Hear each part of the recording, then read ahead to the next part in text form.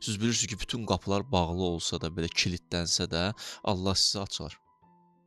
Yəni o qapının yalnız açarı açar deyil. Allah da olar. Allah açar. Yusuf açdığı kimi. O qapının kilidi yalnız açar deyil. Allah qeybi onu aça bilər. Yaxşı. Siz bunu bilirsiniz, amma onlar bunu iman gətirməyiblər. Bir Quranda ayə var, deyir, əmmən yucibul mustar. Mustar kimə deyirlər bilirsiniz? Maddi səbəblərin hamısı yox deyir. Bütün həkimlər deyib sağalmayacaq. Götürün aparın bunu. Götürün aparın, gözlüyün açan öləcək. Mustar budur.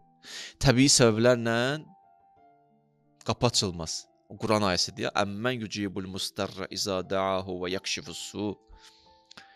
O anda müstərrin əlindən kim tutar? Əlbəttə o. Onlar bir yerə ecəndi, amma sizi üçün dalan yoxdur. İndi bax gör, onlar batilə nə qədər can qoyur, sən dürüstlüyə nə qədər can yandırırsan. Yaxşı. Kəhf surəsində oxumusunuz. İz əvvəl fityə iləl kəhfi fəqalu Rabbənə atina min lədunkə rəhmə.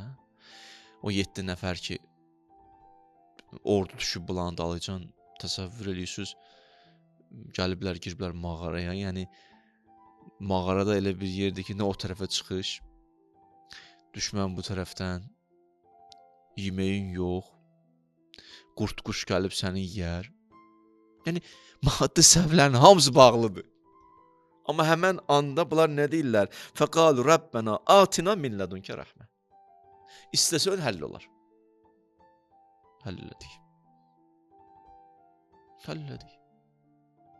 Onlar hamısı öldü, getdi, əsrlər keçdi, amma siz deyil sağsınız. Həll elədik.